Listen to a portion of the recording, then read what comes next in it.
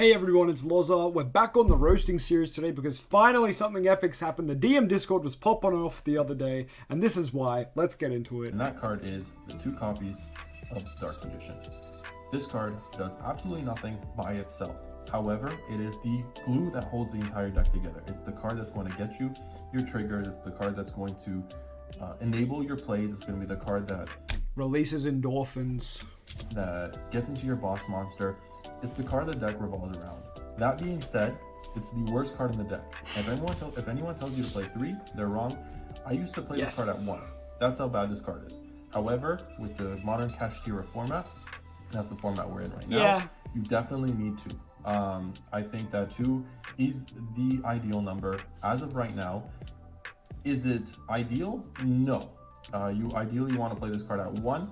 However, it's the card that, like I said, everything revolves around this card. You're never going to be summoning this card on the field. If you're in a position where you summon this card on the field and attack with it, you're 9 times out of 10 are going to lose that game. And that's obviously not what you want to do with it. That being said, you do need 2. It is a Dark Magician deck. You're going to need your double copies of Dark Magician. That being...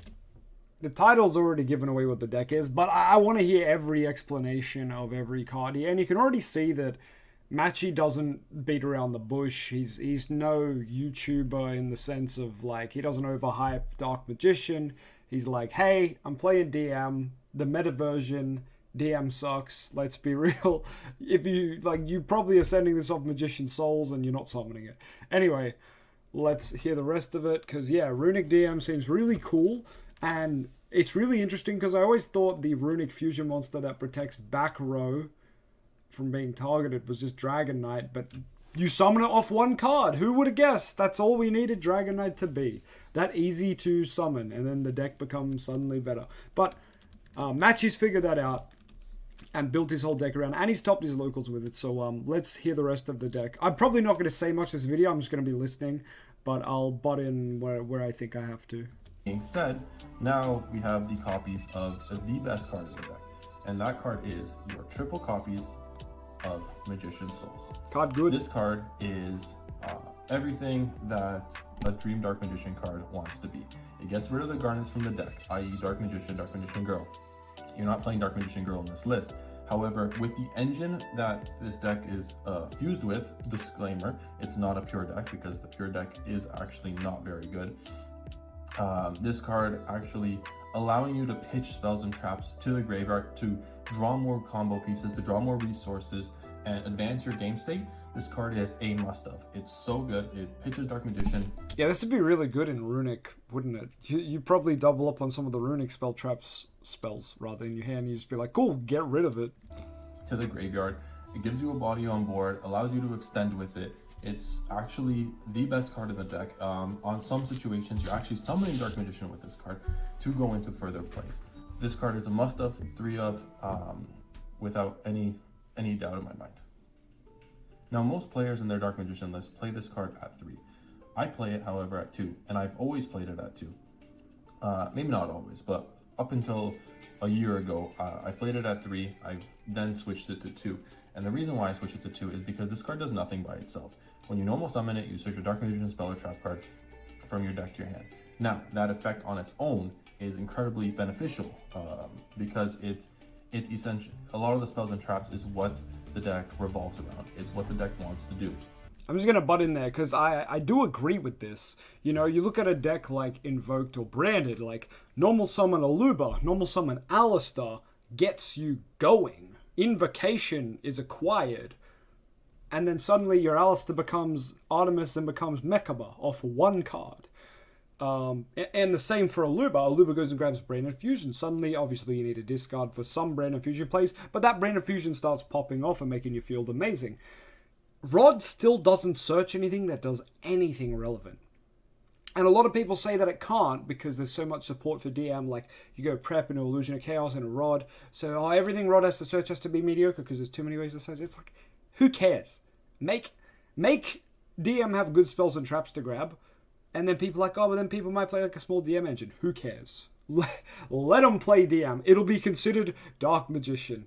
And that's what we want. We want DM to be better. But anyway, I do agree with Rod at 2. My only thing is, I guess it's more viable if you play other normal summons, and I don't know if there's other normal summons here, but regardless of that, I think 2 Rod's fine. But yeah. It's a control deck, right? So the best way to control your opponent is with floodgates. However, you're not playing a very floodgatey style of deck here, right? So you're mainly searching your Dark Magician combo pieces, your Magician Circle, your Eternal Soul, your Soul Servants, and that's great. But because of the numbers we're playing those cards at, and with how searchable this card is, if you see this card at 2 in your hand, it's such a detriment. It sets you back so far in the game that I just can't bring myself to put it to 3. This card is, and you can recycle it with his own effect, so it's fine. It's so searchable. 2 is enough. I promise you, if you're playing at 3, if you're playing this card at 3, I highly encourage you to play it at 2. I promise you, when you want to see it, you will see it. If you don't want to see it, at 2 is the perfect number. This card, even at 2, is sometimes so glued to my hand. I don't really want to see this card that much. However, it's an incredibly important piece for the deck. So, Magician's Rod at 2, I think, is the perfect number. I think that's a good way to summarize it. You never want to see much of this card, but it is pseudo important for the strategy.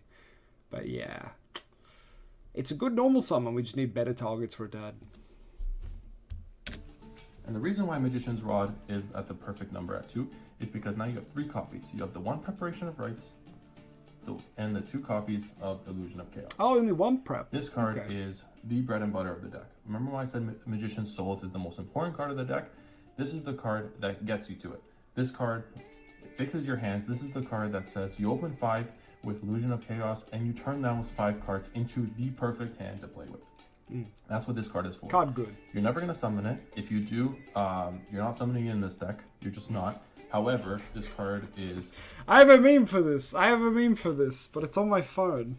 I had to remake it, but it's just LOZA, how summon Illusion of Chaos. That's the neat part. You don't. Incredibly efficient in both as a monster and as a hand manipulation card, right? You're going to be fixing your hands with this card. It's going to get you any Dark Magician monster that you need to see. You open up a Souls, you need to see a Rod, bang. Magician, Illusion of Chaos will get you there. If you want to see Timaeus, if you want to see Rod, if you want to see Dark Magician himself, sometimes that comes up. This card will get you there, right? So essentially, this is a must-have ratio. In this build, I was playing 3. However, with the way the deck works, you want to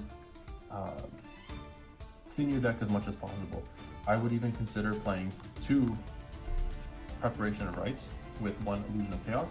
However, sometimes, against bad players, your prep does get ashed and you lose access to the Illusion of Chaos, which isn't ideal, is what it is.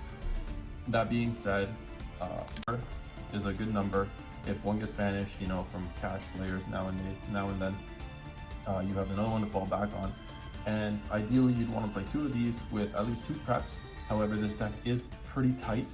There are some cards later on I can tell you to cut for the additional prep. However, at 3, it's worked for me, and I don't think I would change it.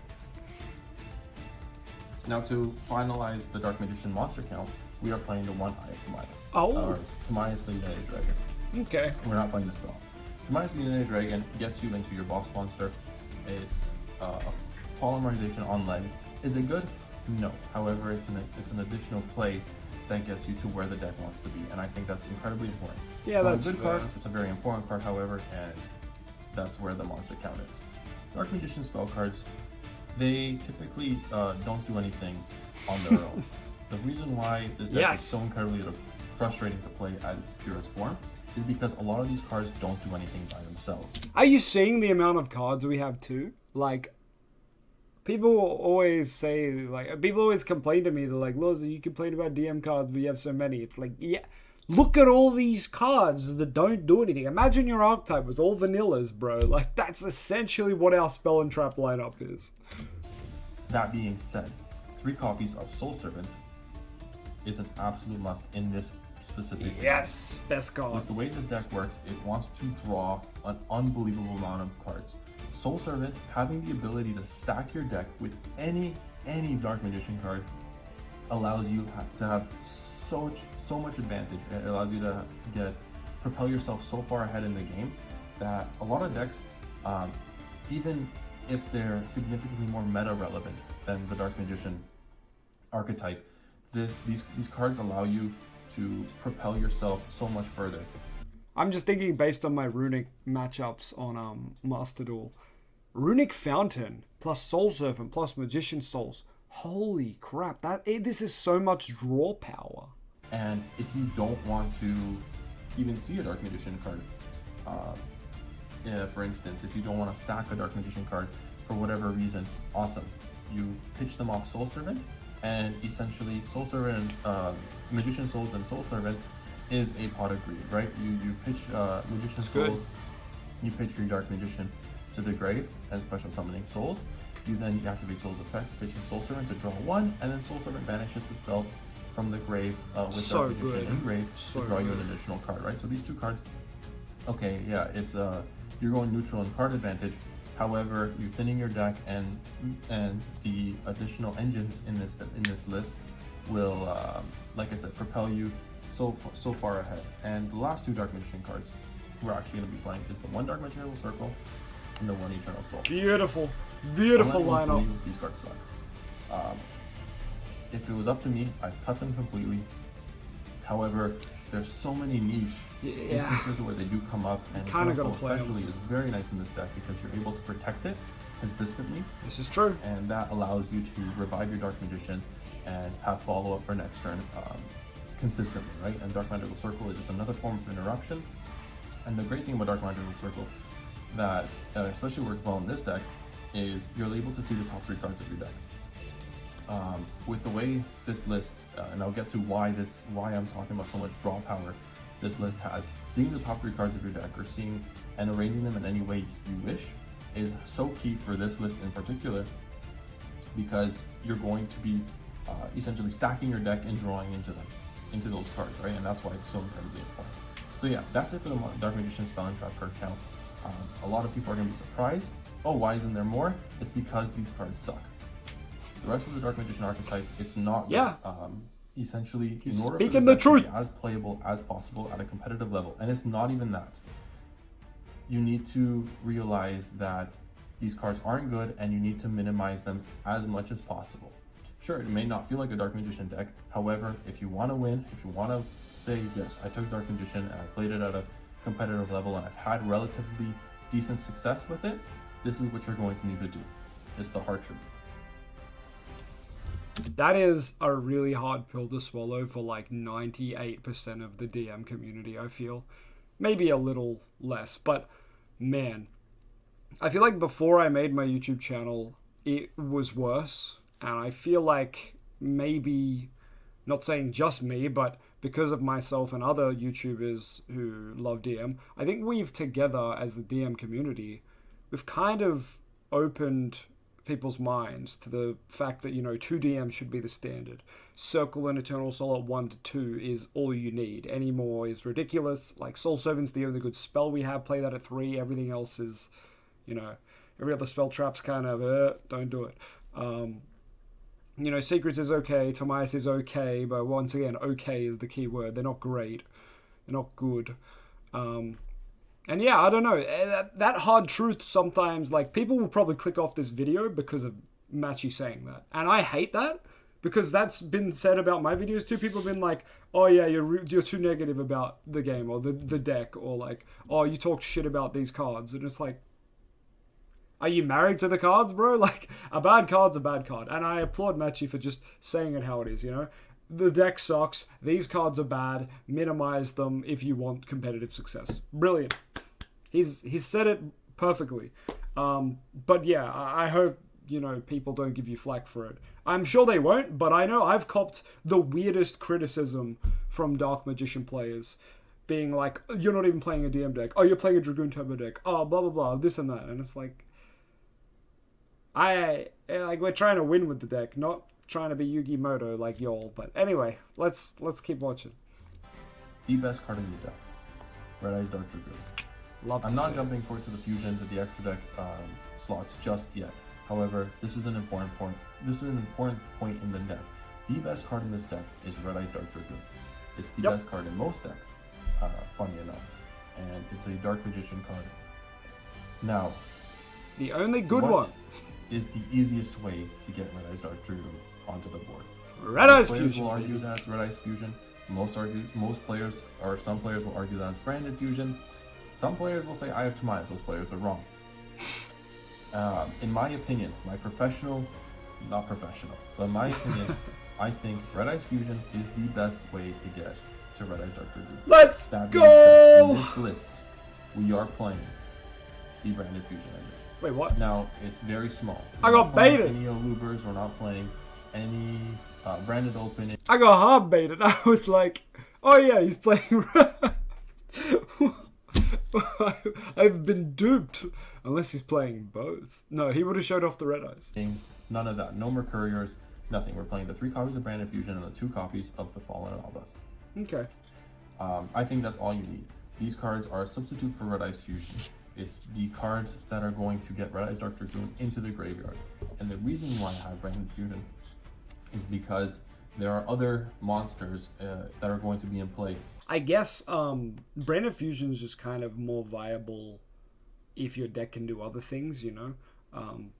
But I just find the branded variants, I only want to play that on Master Duel because Anaconda is still legal. So your standard DM play of Rod Souls can still get you to Anaconda Mirror Jade. Whereas in the TCG, you know, you have to hard open it. But I guess with the Runick engine and with the Magician Souls draws and Soul 7 draws, you can probably get to it through all that, pardon me, shenanigans. But let's find out. Fusion monsters that you're going to want to get onto the field and remove off the field. And Branded Fusion does that so incredibly well, and it advances your game state so much more. A lot of players will say Red Eyes Fusion is better, and to those players, I 100% agree. Red Eyes Fusion is the better card. It loses to less, it loses only to Ash Blossom. However, in this deck, you can't. It's not enough to just end on Red Eyes Dark Dragoon and pass.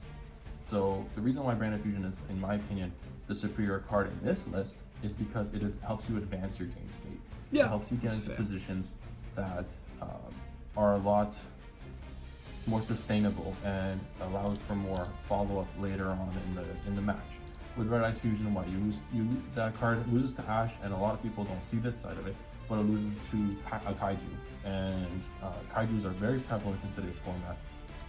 It's a very strong card, and it is outable.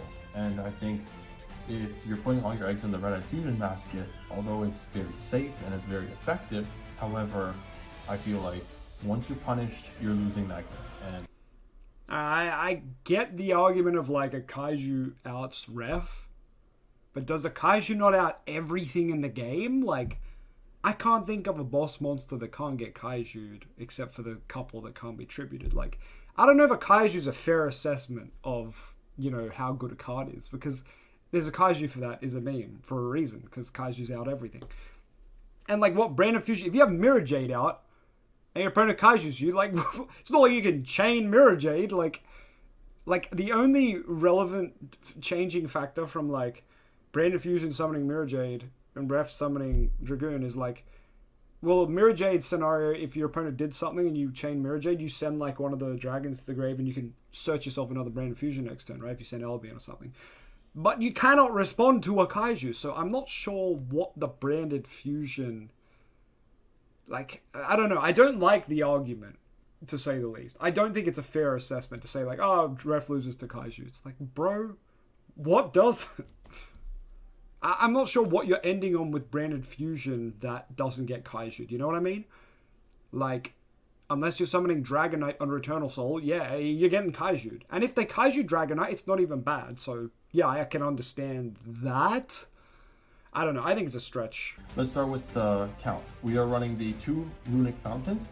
This card should be banned. It's that good. Being able to draw 3, and even upwards of 6 cards on your turn is just absurd. I have drawn 6 cards on some occasions. Obviously, it has to be perfect situations. However, it does come up, and 2 Runick Fountains, this card should be banned. It is so incredibly good. Next, we are running the best quick play spell, which is the 3 copies of Runick Tip. Runick Tip gets you access to... Hello, it's future editing LOZA. I muted myself for the rest of the video. I don't know why, but yep. So it's just going to be me agreeing with most of the stuff here or reading Runick cards. So it's nothing special. But anyway, you should definitely go check out the deck profile on Matchy's profile. But yeah, the rest of this is just going to be the Matchy video, really. So go check that out, please, and subscribe, and I'll catch you guys real soon. But I'll let the rest of the video play out. See ya. Every single Runick card in the deck, right? We're playing 17. Every single Runick card in the deck, right? We're playing 17 total, including fountains. So we're playing 15 of the quick plays, right? And Runick Tip plus any one of these quick plays gets you a draw 3. It's unbelievable, actually, how incredibly consistent this deck is, right? The next set we were playing the 3 copies of Freezing Curses. Freezing Curses is an incredible disruption, right? It's pretty much an impermanence. But however, another great thing about these Runick cards is that they also diminish your opponent's resources, right? By banishing cards on the top of their deck. The next card we're playing is the 3 copies of Runick Destruction, which is a monster removal. And then, sorry, the destruction is the spell removal. Then we are playing the monster removal, which is the flashing fire. And those are pretty much the standard, right? We're playing the second. And with these Runick cards, it really helps that. It helps you control the pace of the game, right? At its foundation, with Eternal Soul and Circle, Dark Magician is a control deck, right? And with these Runick cards, Runick is also a very control-heavy archetype, right? You're constantly dictating the pace of the game. And when you pair up these Runick cards with a card like Dragoon, it's so incredibly hard to lose, right? If you're drawing, Dragoon is incredibly effective when it has its discards, right? And a major flaw in Dark Magician is that it requires a lot of discards, especially with Branded Fusion. You know, in order to even have a chance of resolving Dragoon, you're discarding a card. If you're going through the Dark Magician line of play, the Dark Magician engine with Souls and Rod, you're using 3 cards to get into your Dragoon, which significantly limits the resources you have in hand to really work with, right? And Dragoon, with plus a discard, you're leaving yourself with 2 cards in hand on a good situation, right? So when you leave yourself with 2 cards in hand, it's really difficult to play through that, right? So the Runick engine, being able to draw and replenish, that leads the deck count to 38, right? So essentially, you could play whatever you want here. These are your flex spots. I've actually played 41 deck count. I know that's not ideal. However, it is when your last 3 cards are evenly matched. Now, these 3 can be anything you want. You could want to play Judgments, you want to play Dark Rulers, Super Poly, Kaijus, Ash, Imperm, whatever you want. These 3 can be anything, completely preference. I think evenly matched is such a crazy blow up. You don't have a battle phase anyways with this deck, right? So if you're going second, evenly match is fantastic for that. It just gets rid of so much problems on the board, leaving your opponent with very little resources. Like, okay, Natura Runick has the ability to stop spells and things like that, but evenly match plays around that very well. I think another incredible option for this slot is Dark Ruler No More. So, like I said, ideally this is 40 cards. I play 41. I think